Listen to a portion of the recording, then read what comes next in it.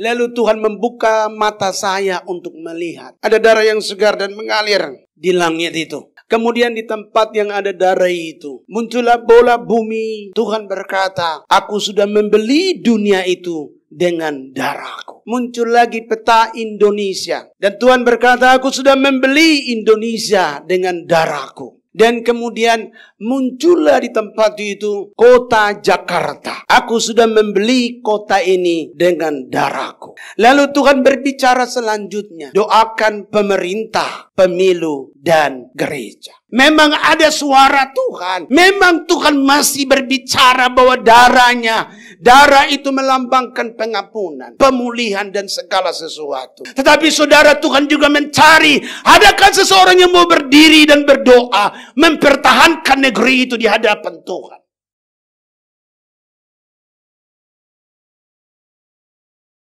Our Father in Thank heaven, you, Lord, in the name of Jesus. help me please for today. Bless our family. Amen.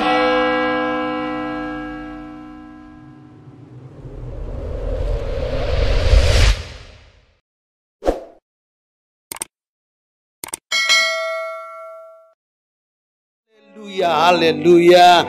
Yang percaya dan siap mendengarkan firman Tuhan, mari bersama katakan amin, amin, haleluya. Baik, shalom. Puji Tuhan, Bapak, Ibu, dan Saudara yang dikasihi dalam Tuhan. Hari ini saya akan menyampaikan sebuah penglihatan dan suara Tuhan buat Jakarta, Indonesia, dan bangsa-bangsa. Karena hal ini sangat penting sekali bagi kita hari-hari ini. Mari kita membuka Alkitab dalam kitab Wahyu 5 ayat yang ke-9. Wahyu 5 ayat yang ke-9. Saya akan membacakan dan Bapak, Ibu, Saudara dapat memperhatikannya baik-baik. Wahyu 5 ayat yang ke-9.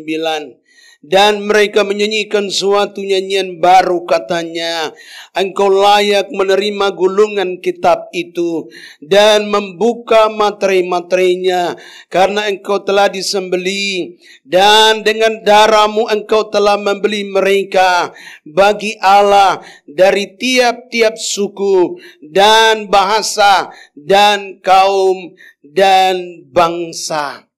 Puji Tuhan, Bapak, Ibu, dan Saudara yang dikasihi dalam Tuhan.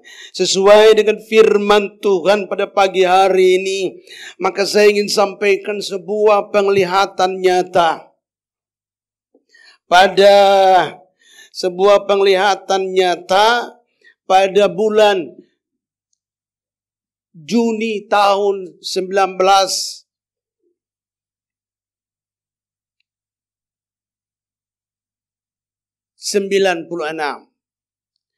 Jadi pada tahun 1996 Tuhan pernah memberikan penglihatan kepada saya. Pada waktu sebelumnya, pada waktu saya ada di Timur Timur, kami sering berdoa bersama setiap minggu malam. Setiap minggu kami ada doa bersama sampai pagi bersama dengan Pak Pendeta Living yang sekarang adalah ketua GBI Timur Leste. Kami sering berdoa bersama sampai pagi. Dan dalam doa itu sekali waktu ada seorang ibu dapat penglihatan dan dia berkata, John, aku melihat kamu dibawa ke sebelah barat, ke kota yang paling besar di barat. Tapi kota itu sedang ada nyala api. Apinya menyala begitu besar. Lalu dalam beberapa waktu kemudian, 2 minggu kemudian, tempat di mana saya melayani, yaitu dalam pengembalaan Pak Hari Pujo di GBI El Sadai waktu itu, yang sekarang adalah GBI Rock Timor Leste. Dia berkata kepada saya, John, kau siap untuk berangkat ke Jakarta. Dari penglihatan itu 2 minggu kemudian, saya berangkat ke Jakarta. Tujuannya adalah untuk sekolah di Seminari Bethel Jakarta. Dan waktu saya sampai di Jakarta, saudara, sebulan kemudian bulan Mei berangkat dan sebulan kemudian bulan Juni, Tuhan waktu saya pulang kebaktian dari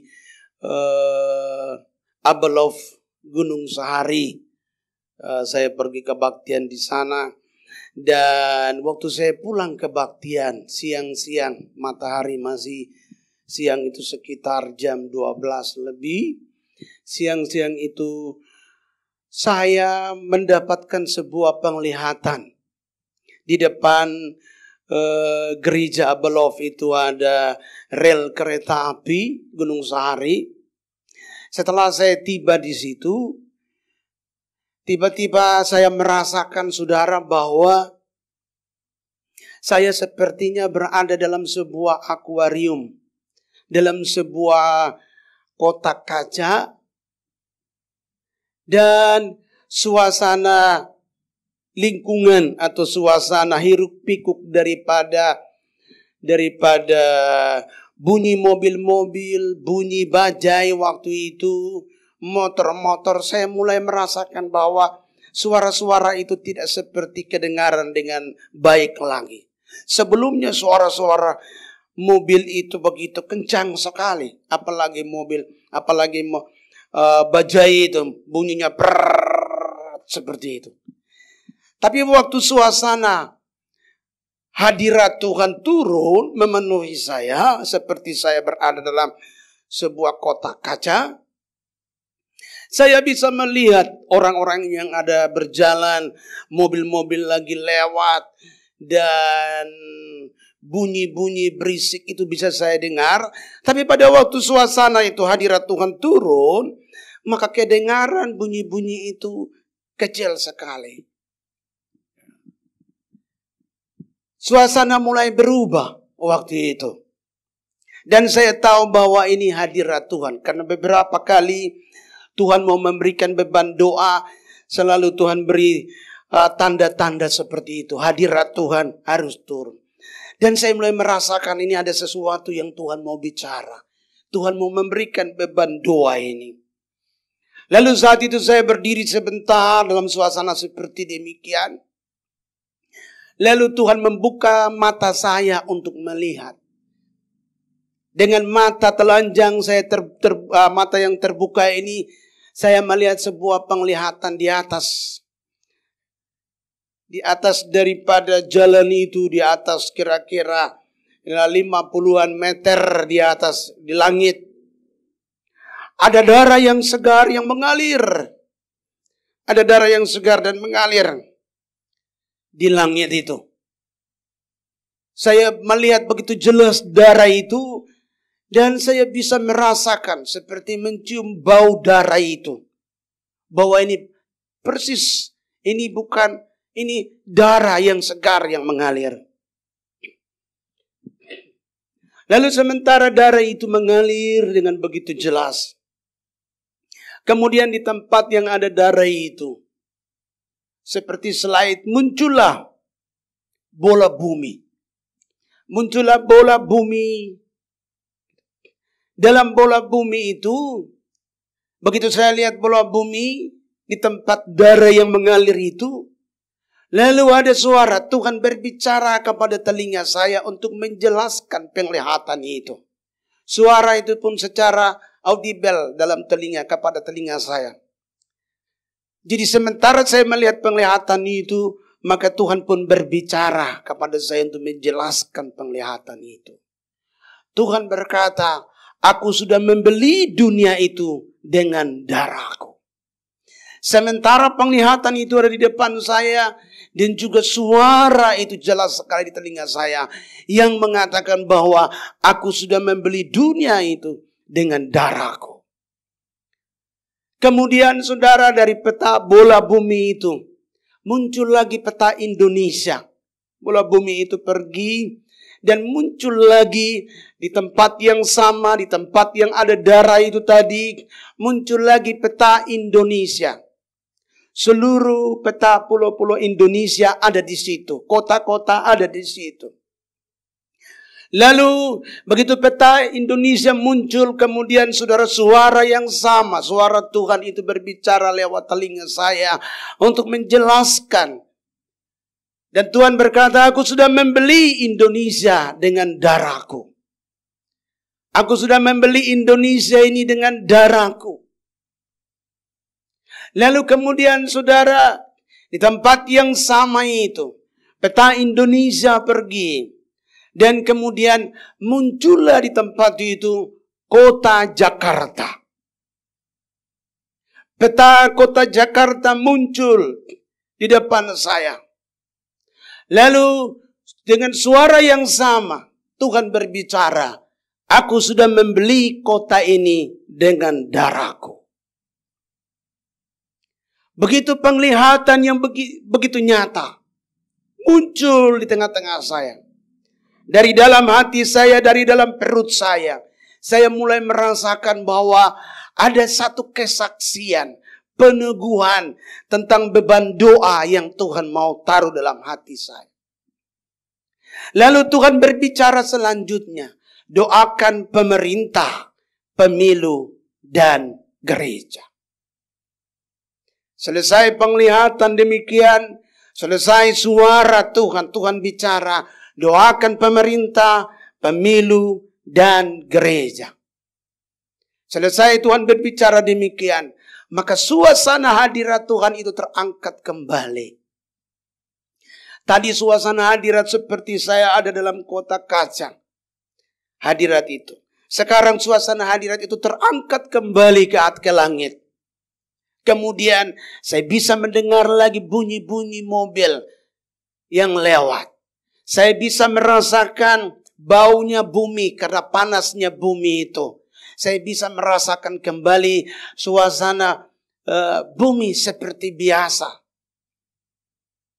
Dan setelah itu saudara, setelah penglihatan itu, perut saya sudah mulai seperti ada buah nangka besar dalam perut saya. Saya tahu bahwa ini adalah beban doa yang Tuhan mulai berikan dalam hati saya. Ada beberapa kesaksian pulau-pulau yang Tuhan berikan, beban doa pun seperti itu. Dan waktu itu saya mulai ingat kembali bagaimana Tuhan memberikan beban-beban doa di tahun 89, 90 kepada pulau-pulau. Ini mulai terjadi lagi. Dan saat itu saya pulang kembali ke seminari Bethel Jakarta karena saya tinggal di asrama. Dan waktu itu mulai besok pagi, setiap pagi beban doa ini mulai ada di perut saya. Dan Tuhan mau supaya beban doa itu harus didoakan. Saya begitu bergumul dengan beban doa itu. Bahwa beban doa itu harus didoakan. Menurut pengalaman saya bahwa setiap pagi, kalau dulu setiap pagi saya harus berdoa. Namun pada saat itu juga pagi-pagi saya harus ikut kuliah. Karena saya sekolah di seminari. Tapi di satu sisi beban doa itu ada di perut saya. Harus didoakan. Kadang-kadang pagi-pagi saya sudah lari ke lantai 5 di atas. Untuk harus berdoa. Tapi tidak efektif untuk berdoa. Karena suasana kurang mendukung seperti itu. Jadi setiap kali kalau dosen masuk, maka dalam pikiran saya, kapan dosen ini selesai ngajar supaya saya bisa pergi berdoa. Karena pikiran saya adalah di doa. Doa buat pemerintah, doa buat pemilu, dan doa buat gereja. Dan beban doa itu terus berjalan. Akhirnya saya cerita kepada beberapa dosen. Sekarang juga adalah pendeta-pendeta besar yang ada di Indonesia. Saya menceritakan kepada mereka. Tanggapan mereka baik. Namun karena saya masih sekolah. Bahkan saya juga beritahu kepada mereka kalau bisa saya minta izin 1 bulan.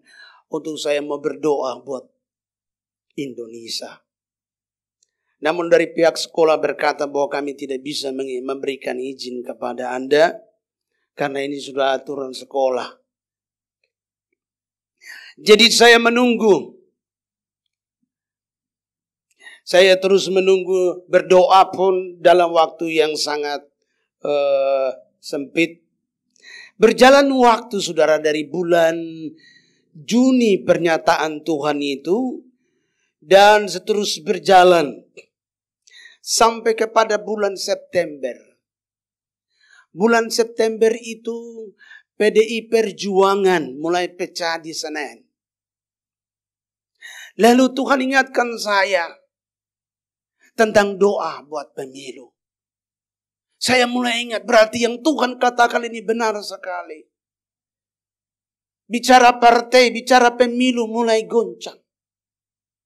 Tadinya partai 3 saja, yaitu PDI, Golkar, dan P3.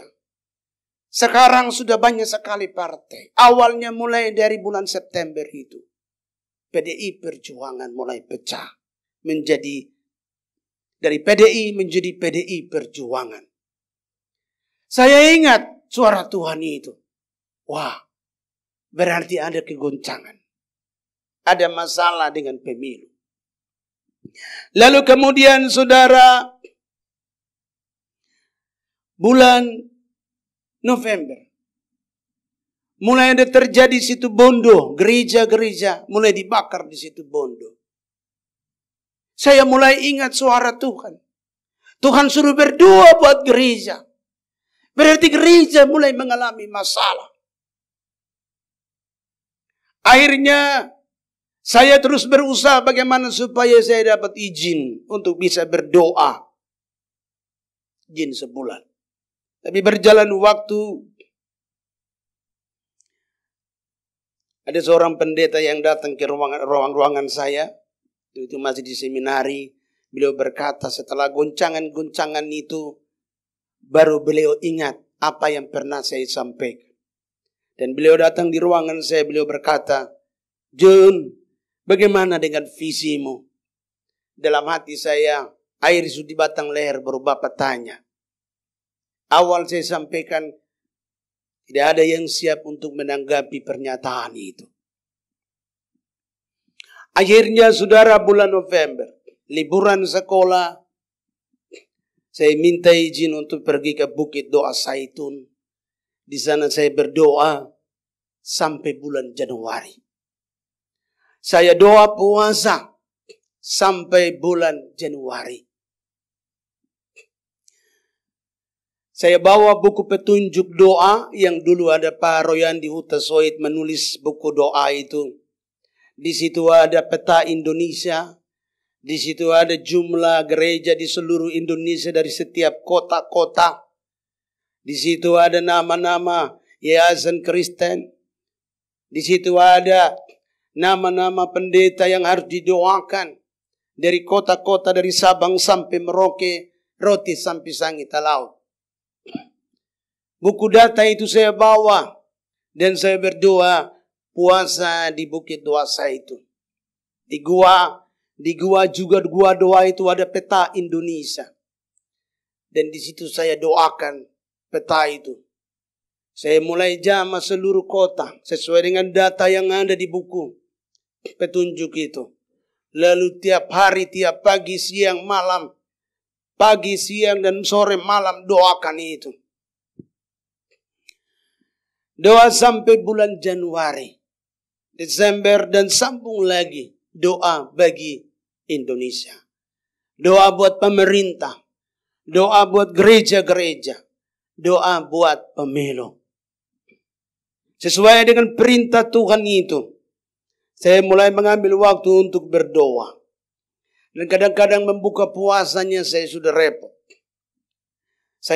Sebelum saya ke Bukit Doa itu, saya tanya kepada beberapa teman, di sini adakah tempat untuk bisa berdoa? Mereka mengatakan, ada namanya Bukit Doa Zaitun. Lalu saya tanya, untuk sampai ke sana bagaimana? Mereka bilang begini, nanti kau naik mobil dari Selipi. Mobil bis jurusan Bandung dari Selipi. Lalu dari Selipi bilang sama sopir, turun di Cisarua, Hotel Usu. Lalu saya tanya, bayar berapa? 1.500. Lalu dari Hotel Usu naiklah mobil ojek. 1.500, maka nanti sampai di Bukit Doa Zaitun. Karena saya dari kampung belum tahu sama sekali tempat doa. Dan saya memberanikan diri pinjam uang dari teman 3.000 rupiah. Pas saya jalan kaki dari Seminari Betel sampai ke Selipi. Saya tunggu mobil bis jurusan Bandung. Setelah saya naik mobil bis itu, saya langsung beritahu kepada sopir, Pak sopir, karena saya baru datang, tolonglah antar saya turun nanti di Hotel Usu. Saya sudah harus sampaikan. Bahkan di tengah jalan saya ingatkan lagi kepada sopir, tolong Hotel Usu ya, karena uang saya pas. Kalau lewat maka repotlah saya. Lalu sampailah saya di Hotel Usu. Dan sopir berkata, ini Pak Hotel Usu. Saya turun ternyata sudah ada ojek. Saya tanya, Bukit Doa Zaitun. Mereka bilang, iya. Bayarlah 1.500. Saya berpuasa dan tidak ada uang. Karena sudah 3.000 sudah pakai bayar ongkos. Saya waktu berpuasa di situ, hari ketiga harus buka puasa. Puasa total 3 hari dan hari ketiga harus buka puasa. Saya mulai pikir-pikir. Saya datang ke dapur dari tempat Bukit Doa itu. Ada satu anak timur yang jaga di situ. Lalu saya bilang, bisa enggak saya pinjam periukmu? Lalu dia berkata, oh mau buka puasa? Iya. Dulu sih di sini selalu disiapkan makanan untuk orang yang datang doa puasa. Namun sekarang tidak lagi. Sebab ada orang yang datang mereka tidak berdoa, tapi mereka buka puasa di sini. Jadi akhirnya tidak dikasih makan lagi. Orang lain punya buat, saya juga yang terima risiko. Akhirnya saya cuma pinjam periuk dan kompor. Saya lihat sekeliling ada daun pepaya dan daun singkong. Lalu saya ambil daun pepaya dan daun singkong. Tapi daun pepaya lebih banyak. Lalu saya masak itu dan saya makan. Buka puasa dengan daun pepaya. Sementara makan betapa pahitnya itu daun pepaya. Sudah doa puasa, buka puasa lagi pakai daun pepaya yang begitu pahit. Sementara saya makan daun pepaya itu, muncul dari hati saya dan saya mulai berkata kepada Tuhan.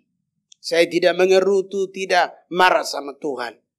Tapi muncul damai sejahtera dan mulai dari hati saya keluar kata-kata seperti ini. Saya bilang, Tuhan, kalau daun pepaya yang pahit ini saya makan, maka saya percaya Indonesia punya dosa ini Tuhan pasti mengampuni. Berjalan waktulah dalam doa itu. Kadang begitu mau buka puasa, setiap 3 hari saya harus buka puasa. Saya ingat dulu saya suka tanam pisang di hutan. Jadi kalau biasanya kalau ambil pisang, sisir terakhir biasanya disimpan saja di situ karena daripada jadi beban.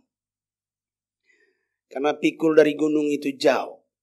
Lalu saya ingat, saya pergi ke rumpun-rumpun pisang yang di sekitar Bukit Doa Zaitun. Saya cari jangan-jangan ada pisang yang mereka potong tapi sisa-sisa ada di bawah pohon.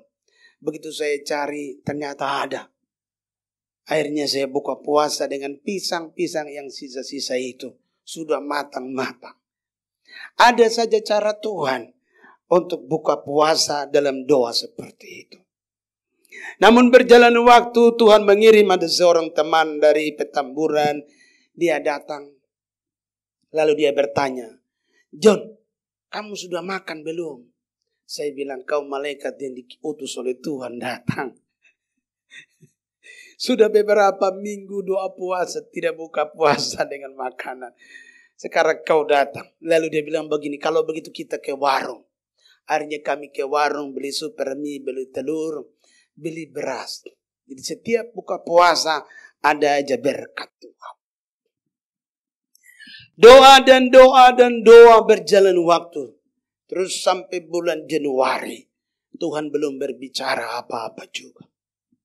Tetapi saya tetap berdoa. Untuk seluruh pulau-pulau mulai dari ujung perbatasan. Dari Sabang sampai ke Merauke. Dari Roti sampai Sengita Laut. Semua pulau-pulau saya jama setiap hari untuk doakan itu kepada Tuhan. Minta belas kasihan, minta pengampunan daripada Tuhan supaya Tuhan melawat Indonesia. Supaya Tuhan mengampuni Indonesia. Terutama supaya Tuhan mengampuni, memulihkan pemerintah, pemilu dan gereja. Dan akhirnya saudara, pada waktu hari terakhir bulan Januari saya harus turun karena harus masuk sekolah. Tuhan cuma bicara satu. Pergi dan lihatlah. Aku akan menggoncangkan segala bangsa. Tahun 97 bulan Januari saya turun dari Bukit Doa Zaitun. Berjalan waktu kita melihat goncangan-goncangan mulai terjadi. Presiden kita zaman itu Pak Harto mulai turun dari kursi kepresidenannya. Dan goncangan-goncangan mulai terjadi di Indonesia. Berarti yang Alkitab yang Tuhan berkata, doakan pemerintah, pemilu, dan gereja. Ini benar-benar terjadi. Setiap goncangan di Indonesia, ujung-ujungnya pasti. Kalau enggak pemerintah, masalah pemilu. Kalau enggak masalah pemilu, pasti masalah gereja. Pasti gereja yang menjadi sasarannya. Atau pemilu menjadi sasarannya. Atau pemerintah menjadi sasaran. Itulah masalah-masalah yang sering terjadi. Sampai akhir-akhir waktu ini. Masalah ketiga hal ini yang sering terjadi. Saya mulai melihat. Akhirnya saudara, berjalan waktu, teruslah beban doa ini Tuhan berikan dalam hati saya untuk harus berdoa. Kami mulai berdoa dengan gereja, tempat pengembalaan di mana saya mengembalakan yaitu di Taman Elang. Beban ini saya bagikan kepada jemaat Tuhan. Beban doa ini saya bagikan kepada hamba-hamba Tuhan yang melayani. Supaya mari kita punya hati berdoa untuk Indonesia. Dan kami mulai berdoa. Saya memanggil tukang lukis untuk mulai melukis tentang salib. Darah Yesus sudah membeli Indonesia. Sebagai satu beban doa untuk kami berdoa bagi Indonesia. Kemudian kalau saudara melihat di sebelah kiri. Ada juga peta Indonesia. Di situ ada tulisan Sumatera berdoa, Kalimantan berdoa, Jawa berdoa, Sulawesi berdoa, Papua berdoa, Australia berdoa, Filipina, dan seluruh dunia berdoa. Kami mulai melukiskan visi misi Tuhan itu. Supaya setiap kali kami melihatnya, setiap kali kami beribadah kami melihat bahwa kami harus berdoa. Buat kota-kota, buat pulau-pulau, buat bangsa-bangsa. Karena itulah visi yang Tuhan berikan untuk kami berdoa. Dan berjalan waktu. Setiap hari, setiap minggu, kami gereja hamba-hamba Tuhan mulai berdoa. Dan terus berdoa. Mulai dari masa tahun itu, kami mulai terus berdoa dan berdoa. Sampai seterusnya. Tuhan mulai menyuruh tahun 2000-an. Tuhan mulai menyuruh sekarang, latihlah gereja-gereja untuk berdoa. Akhirnya kami mulai melangkah, membuat sekolah-sekolah doa di seluruh Indonesia. Tahun 2000 Tuhan mulai memerintahkan untuk melatih gereja berdoa. Dan puji Tuhan, sekolah doa mulai berjalan, melatih tanpa gereja-gereja berdoa. Pendeta-pendeta berdoa.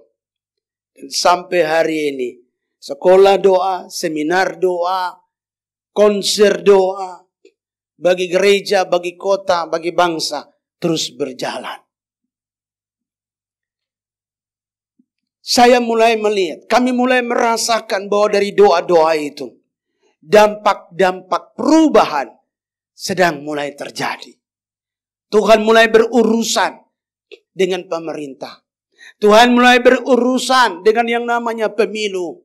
Tuhan juga mulai berurusan dengan gereja. Itulah kerinduan Tuhan. Nah, sebab itu saudara, mengapa pernyataan, penglihatan itu penting sekali. Bahkan saya juga mendapatkan satu rema. Mungkin saya akan tulis bukunya, Jakarta, Jayakan Kristus ke taktanya. Rupanya ada rencana Tuhan buat kota Jakarta. Sampai Tuhan secara khusus memberikan peta Jakarta. Aku sudah membeli kota ini dengan darahku. Kalau sampai Tuhan berbicara bahwa Tuhan sudah membeli Jakarta, Tuhan sudah membeli Indonesia, Tuhan sudah membeli bangsa-bangsa, berarti ada satu pesan khusus yang sedang Tuhan kerjakan. Berarti ada satu rencana khusus yang Tuhan sedang mau kerjakan di Jakarta, di Indonesia, dan yang berdampak kepada bangsa-bangsa di dunia. Nah, untuk itu saudara, saya bacakan dulu satu ayat penting dalam Amsal 29 ayat yang ke-18. Bila tidak ada wahyu, menjadi liarlah rakyat. Berbahagialah orang yang berpegang pada hukum. Bila tidak ada wahyu, kata tidak ada wahyu, wahyu artinya kauson, atau disebut dengan kasah dalam bahasa Ibrani, yang juga berarti melihat, mendapat penglihatan, mendapat gambaran, mendapat mimpi atau penyingkapan atau nubuatan dari Tuhan. Jadi wahyu artinya penglihatan dari Tuhan. Rupanya saudara bahwa Tuhan masih menyatakan belas kasihannya kepada seluruh dunia. Sehingga darah Yesus yang pernah tercurah 2000 tahun yang lalu di Golgota kembali diwahyukan, kembali diremakan pada tahun 1996 bulan Juni. Tuhan kembali remakan dalam sebuah penglihatan nyata bahwa darah Yesus sudah membeli dunia ini. Bahwa darah Yesus sudah membeli Indonesia. Bahwa darah Yesus sudah membeli kota Jakarta. Ini satu rema, satu kason, satu tanda bahwa Tuhan mengasihi dunia ini. Kasih karunia Tuhan masih dinyatakan. Belas kasihan Tuhan masih dinyatakan lewat darah Yesus Kristus. Alkitab berkata bila tidak ada wahyu, menjadi liarlah rakyat. Tetapi dengan penglihatan ini memberikan petunjuk kepada kita, memberikan pengharapan kepada kita bahwa Tuhan masih berbelas kasihan kepada dunia ini. Memang dunia ini sedang digoncangkan masalah pemerintahnya, masalah gereja, masalah pemilu sedang digoncang. Hampir seluruh dunia mengalami masalah yang sama. Bukan Indonesia saja yang mengalami masalah itu, tetapi hampir seluruh dunia masalah politik sedang terjadi, masalah gereja juga sedang terjadi, masalah pemerintahan sedang terjadi. Namun saudara, ada janji Tuhan di sini, janji perjanjian darah Yesus, di mana masih ada belas kasihan Tuhan untuk memulihkan pemerintah, masih ada belas kasihan Tuhan untuk memulihkan gereja, masih ada belas kasihan Tuhan untuk memulihkan segala politik-politik dunia menuju kepada kebaikan. Nah, sebab itu saudara, bahwa Alkitab berkata bila tidak ada wahyu menjadi liarlah rakyat. Namun kita bersyukur kepada Tuhan, ada pewahyuan, ada pernyataan, ada penglihatan, ada suara Tuhan yang masih Tuhan berbicara sebagai dasar untuk meneguhkan langkah kita melangkah maju. Kita tidak liar. Kota Jakarta ada petunjuk Tuhan. Indonesia ada petunjuk Tuhan. Bangsa-bangsa masih ada petunjuk Tuhan. Yaitu lewat darah Yesus. Sebagai tanda kasih karunia Tuhan. Anugerah Tuhan, kasih karunia Tuhan masih dinyatakan kepada bangsa Indonesia. Kepada kota Jakarta, kepada bangsa-bangsa. Hal inilah juga yang saudara ingin saya sampaikan kepada kita sebagai gereja Tuhan. Bahwa Tuhan sedang serius memperhatikan kota Jakarta. Tuhan sedang serius memperhatikan Indonesia. Tuhan sedang serius memperhatikan bangsa-bangsa. Karena Tuhan ingin supaya bangsa-bangsa dipulihkan. Tuhan ingin supaya Indonesia dipulihkan. Tuhan ingin supaya Jakarta pun dipulihkan. Nah, untuk itu saudara, Tuhan menyatakan isi hatinya, kerinduannya. Lalu pertanyaannya, apa yang harus gereja lakukan? Setelah penglihatan itu, setelah suara Tuhan disampaikan, apa yang harus gereja lakukan? Alkitab berkata dalam 2 Tawarik 7. Mari kita baca dalam 2 Tawarik 7 ayat 14.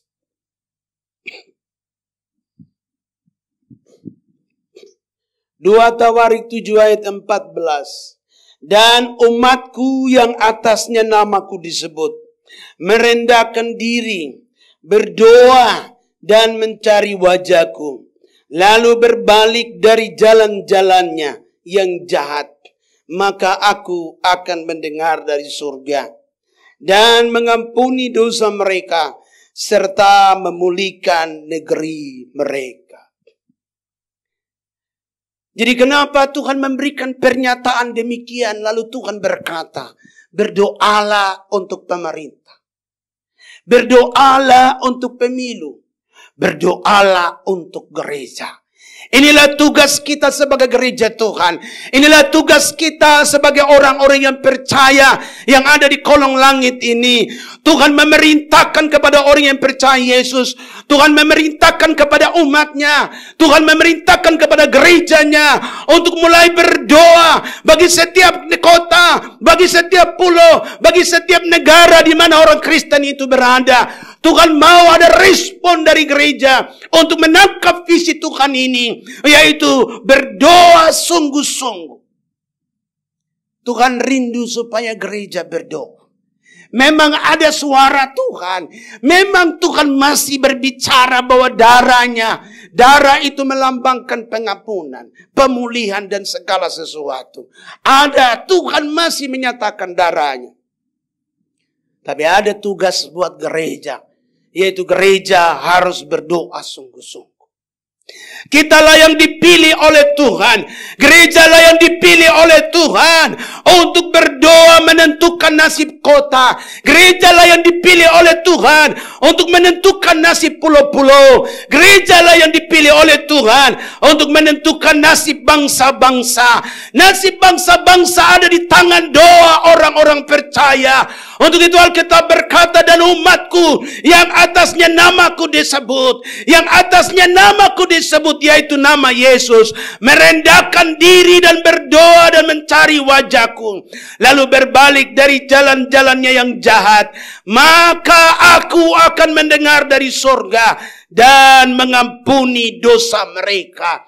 Tuhan berjanji, kalau gereja berdoa, maka pengampunan akan terjadi.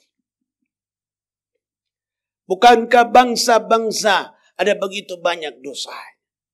Bukankah kota-kota ada begitu banyak dosanya? Bukankah pulau-pulau ada begitu banyak dosanya? Tidak usah jauh-jauh, Alkitab berkata bahwa akhir zaman akan seperti Sodom dan Gomora. Dan Sodom dan Gomora dicatat dalam Alkitab untuk memperingati kita pada akhir zaman.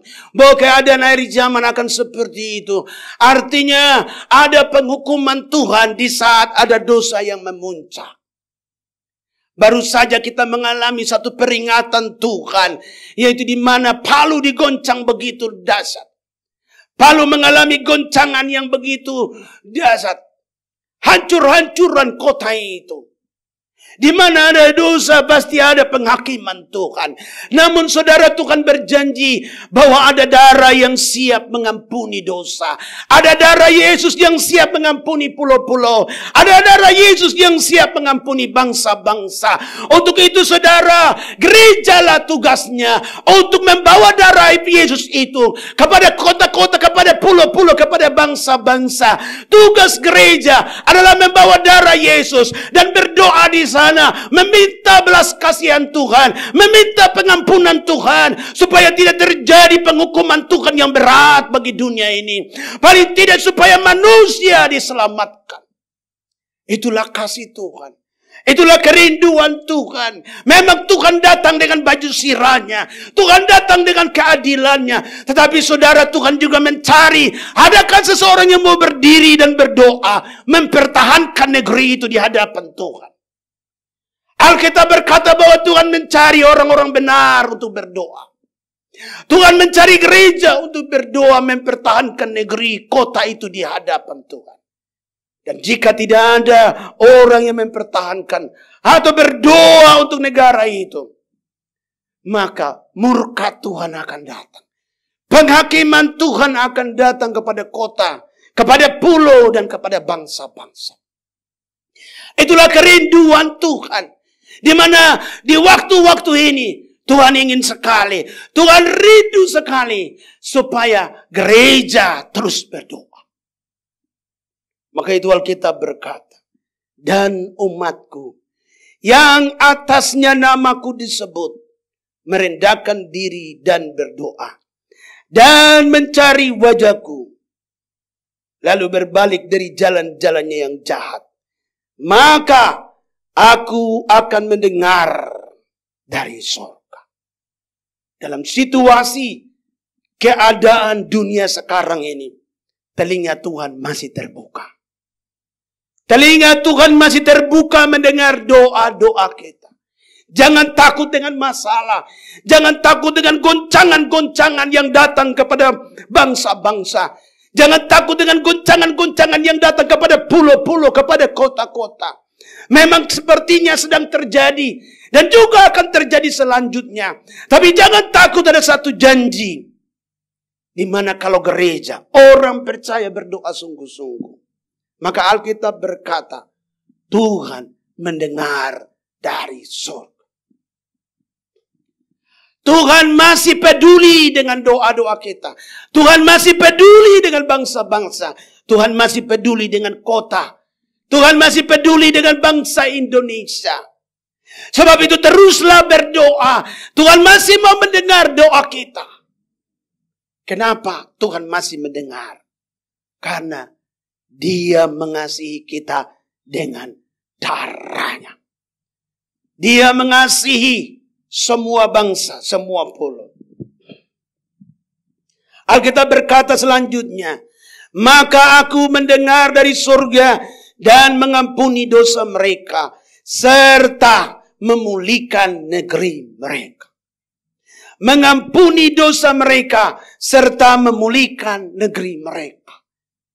Janji Tuhan jelas sekali, bahwa Tuhan masih mendengar doa, dan Tuhan siap mengampuni. Tuhan masih mendengar doa dari setiap kota, pulau, bangsa-bangsa. Inilah yang membuat kenapa kami terus mengadakan seminar doa. Kenapa kami terus mengadakan sekolah doa. Mengajak gereja-gereja di setiap kota di seluruh Indonesia. Bahkan sampai ke luar negeri. Kami terus melatih gereja-gereja berdoa. Karena waktu gereja berdoa, Tuhan mendengar doa. Dan Tuhan siap mengampuni. Kota yang seharusnya tadi mendapat penghakiman Tuhan. Pulau yang tadi seharusnya mendapat penghakiman Tuhan. Negara-negara yang tadi seharusnya mendapat goncangan dan penghakiman Tuhan. Tapi karena ada gereja yang berdoa sungguh-sungguh, maka Tuhan mengampuni kota itu.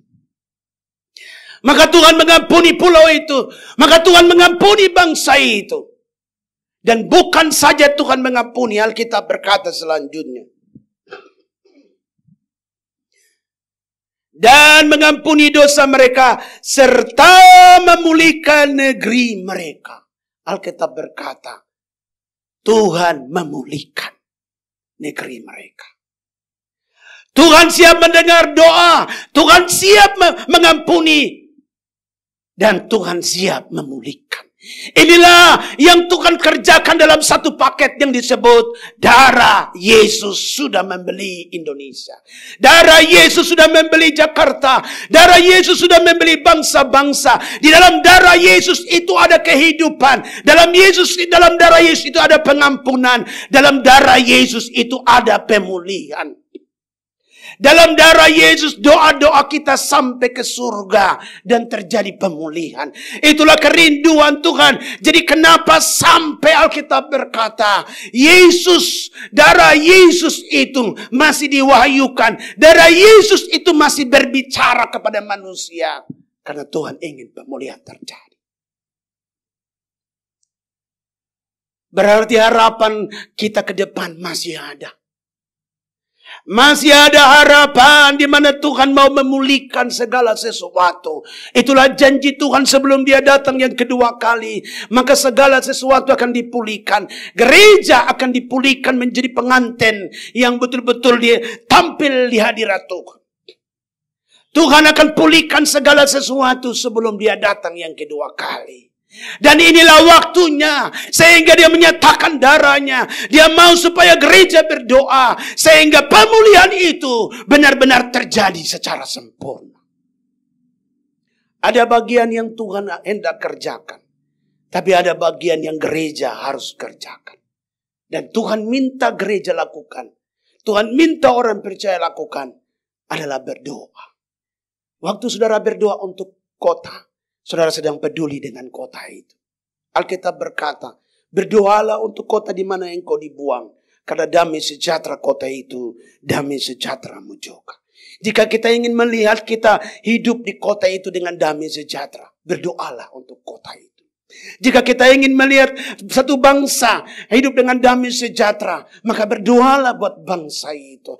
Jika kita rindukan terjadi pemulihan di kota, di bangsa di mana kita berada, yang berdampak kepada hidup kita juga, maka berdoalah untuk bangsa, untuk kota itu. Tuhan memberikan solusi yang saudara tidak terlalu repot, tidak berat. Berdoa itu tidak merugikan kita, apalagi doa puasa. Sangat menguntungkan kita. Uang belanja kita masih disisihkan. Apalagi doa puasa. Artinya tidak merugikan kita. Hal yang ringan yang Tuhan berikan. Yaitu apa? Berdoa. Hadukan itu kepada Tuhan. Puji Tuhan Bapak, Ibu dan Saudara yang dikasihi dalam Tuhan. Ternyata bahwa Tuhan mendengar doa. Dan Tuhan siap mengampuni. Kalau Dia mengampuni, berarti pemulihan akan terjadi. Pengampunan hanya terjadi di dalam darah Yesus. Di luar darah Yesus tidak ada pengampunan dosa. Kita lihat dalam kitab Ibrani 9 ayat yang ke-22.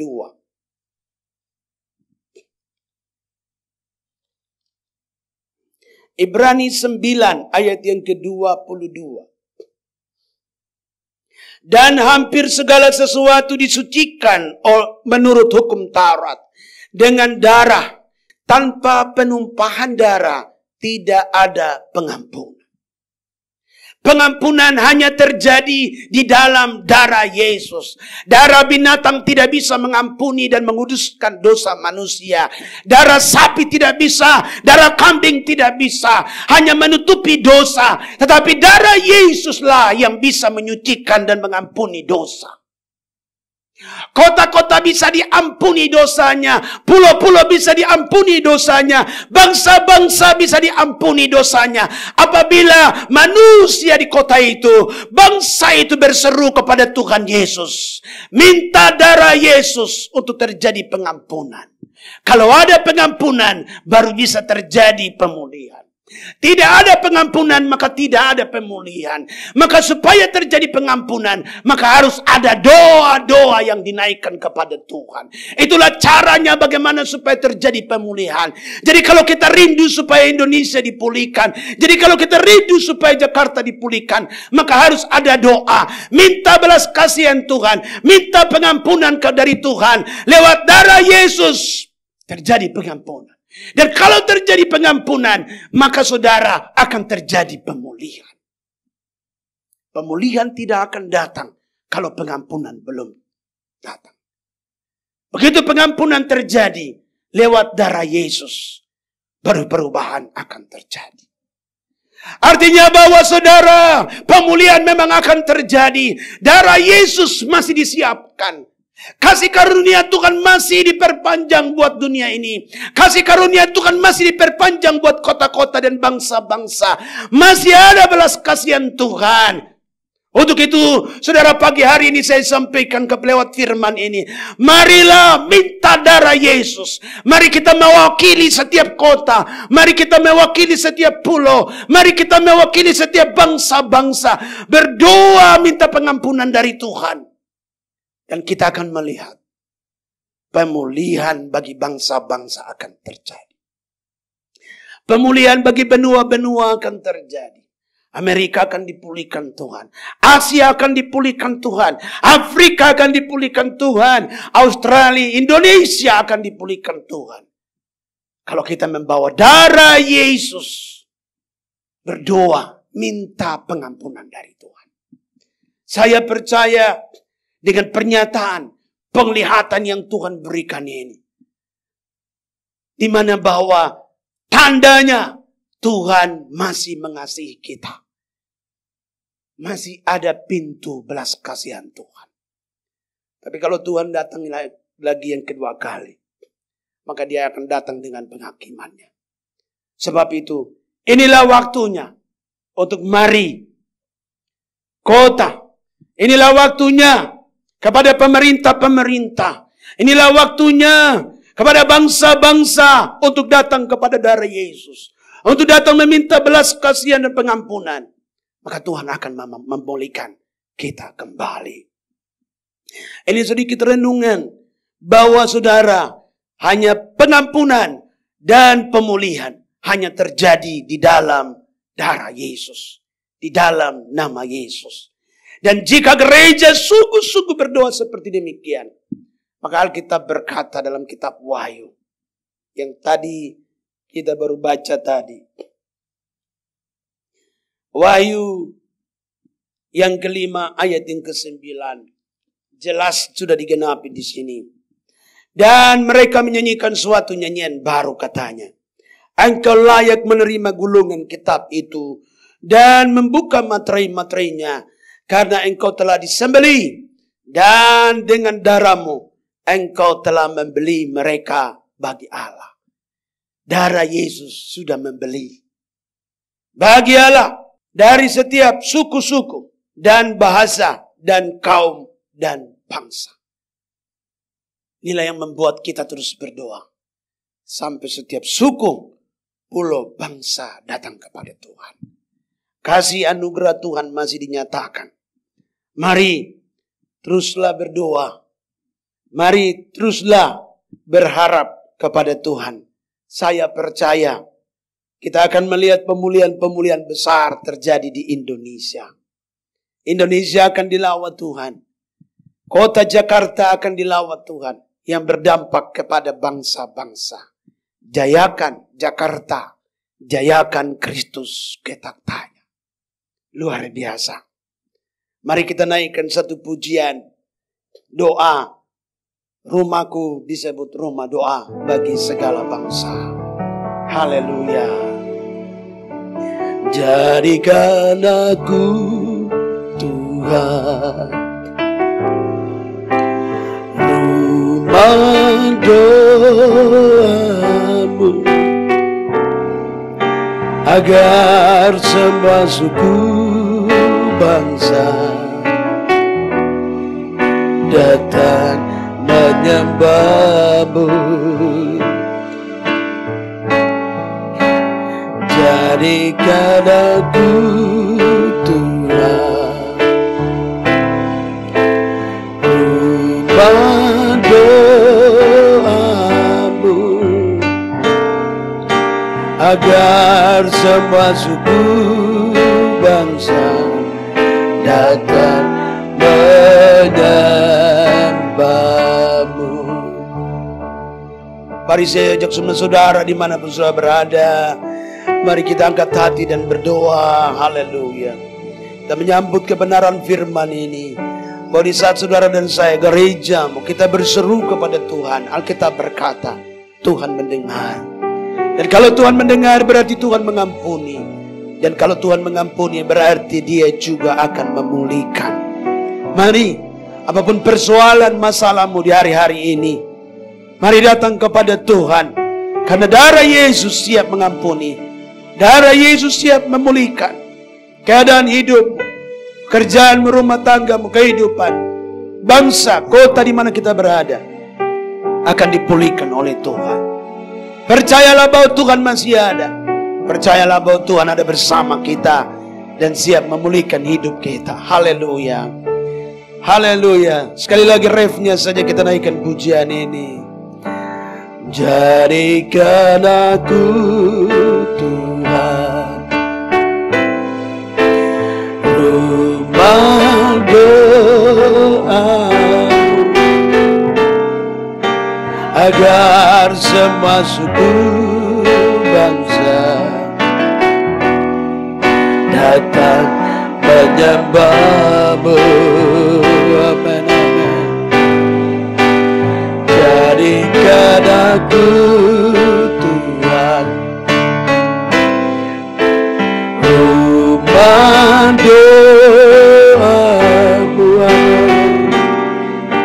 agar semua suku bangsa datang menyembahmu. Sesuai dengan kebenaran firman-Mu ya Bapa di surga yang baru kami renungkan, di mana Engkau masih mengasihi kota-kota, Engkau mengasihi pulau-pulau, Engkau mengasihi bangsa-bangsa, dan Engkau hendak mengadakan pemulihan yang besar. Lewat pernyataan darah-Mu itu Tuhan kami berdoa, biarlah kasih-Mu yang besar itu turun atas kami semua, turun atas gereja-Mu, turun atas kami semua ya Tuhan, agar kami terus terbeban untuk berdoa. Kami terus berharap bahwa pemulihan pasti terjadi, dan kami percaya Engkau Tuhan yang mendengar doa. Engkau Tuhan yang pasti menjawab doa-doa ya Tuhan Yesus. Mari kuatkan kami gereja-Mu, mari bangkitkan kami gereja-Mu, agar kami terus berseru mewakili kota-kota, mewakili bangsa-bangsa, agar terjadi perubahan, agar terjadi pemulihan bagi dunia ini ya Tuhan Yesus. Sebelum Engkau datang yang kedua kali, kami rindu melihat perubahan terjadi. Kami rindu melihat pemulihan terjadi ya Tuhan Yesus. Sampai jiwa-jiwa datang kepada Engkau, bangsa-bangsa datang kepada Engkau menerima keselamatan, menerima anugerah dan pengampunan dalam darah Yesus.